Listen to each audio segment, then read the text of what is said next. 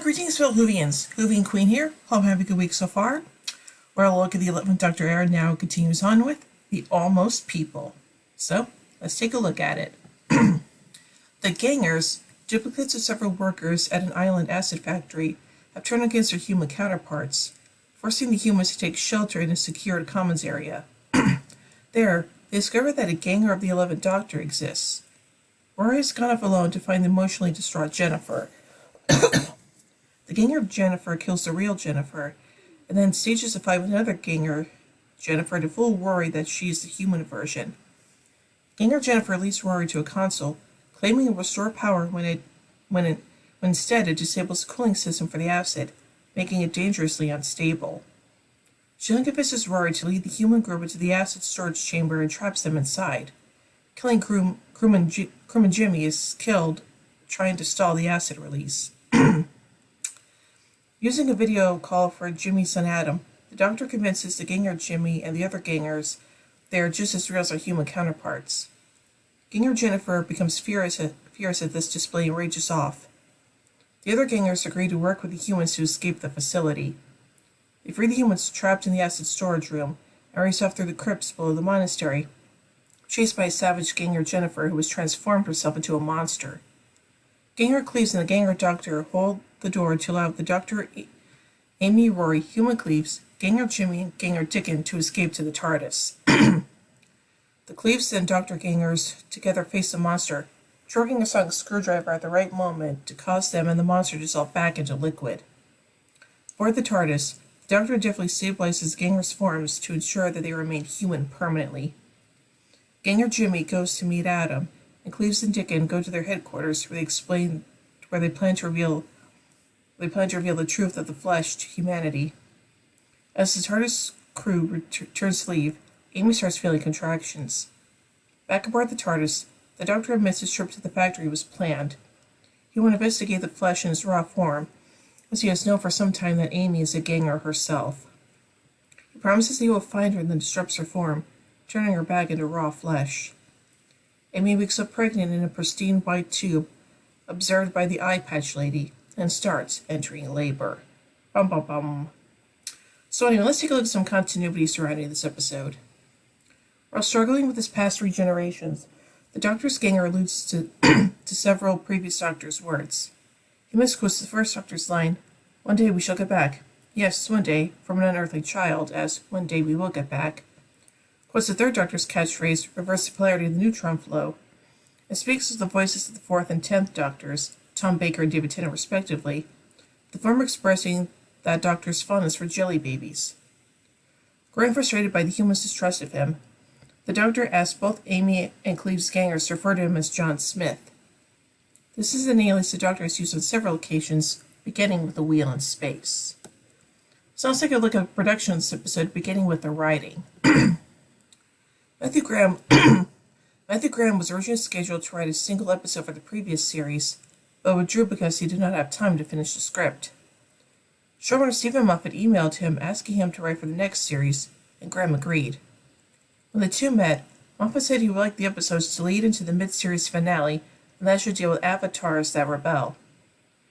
After Graham had finished his script, Moffat had the idea of what would need to happen at the end of the Almost People to lead to the next episode, and gave Graham the premise for the cliffhanger, which Graham loved.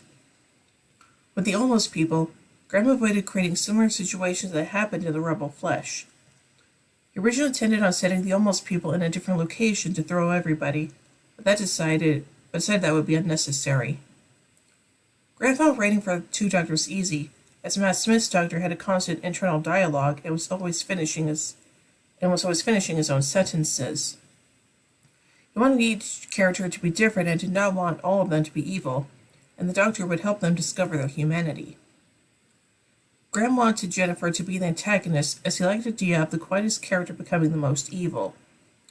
The original script explained that she has a perfect memory, and so her Ganger was able to remember every terrible thing that happened to the flesh. Several other sequences were cut from the final version of The Almost People. In the original script, the Doctor quizzes the Flesh Doctor about the events of the Mind of Evil, and mentions former companions Jo Grant, Sarah Jane Smith, Romana, Rose Taylor, Martha Jones, and Donna Noble. There was also a montage of happy memories of the Doctor's life stored in the Flesh Doctor, which included flashbacks of previous episodes and serials of the show, as well as events that had not transpired on screen. Also kept was the TARDIS providing the Doctor with another sonic screwdriver after he had given it to the Flesh Doctor, in a similar fashion to the 11th hour. Cliffhanger resolved several plot threads that had been seeded throughout the previous episodes of the series. According to executive producer Beth Willis, the Amy Pond Ganger has been acting in place of the original Amy Pond since the beginning of the series. Amy claimed she was pregnant in the Impossible Astronaut, but denied this in the following episode. Since then, the Doctor has performed several inconclusive pregnancy tests on Amy.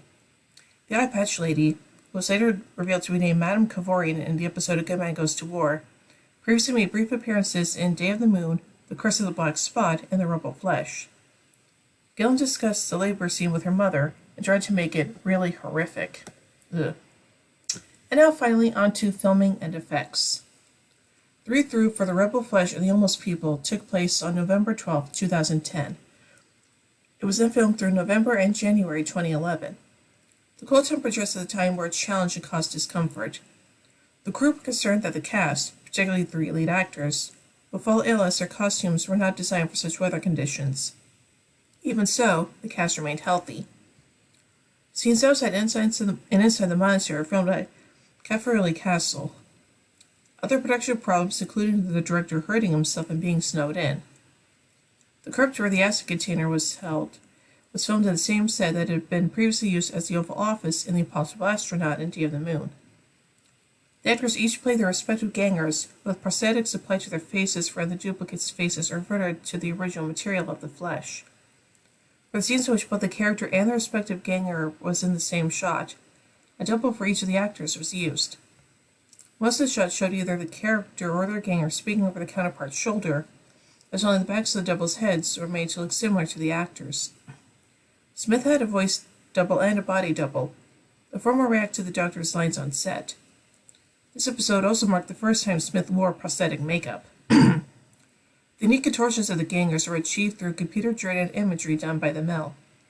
It was originally planned that Jennifer would eat Buzzer, but the mill decided only the shadows of the action would be shown on the wall.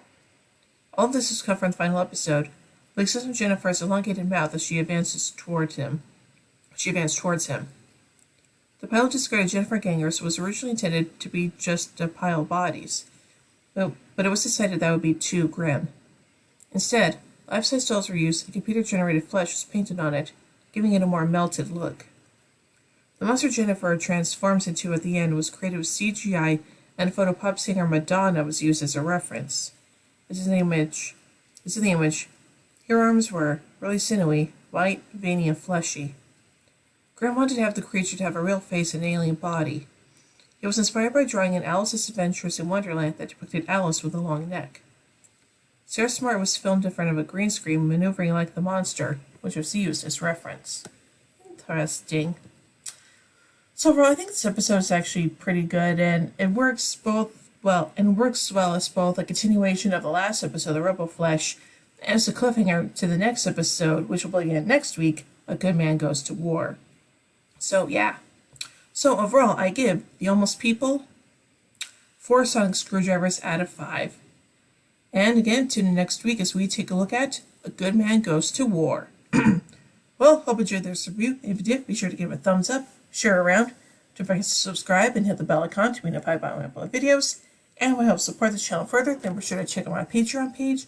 Link is always in the description below. Anyway, until next time, this is Sylvian Queen saying, "Oh my giddy aunt!" When I say run, run! I've a polarity of the neutron flow. Would you like a jelly baby? Fantastic. Allons-y! Geronimo! Bow ties are cool, fezzes are cool, and Stetsons are cool.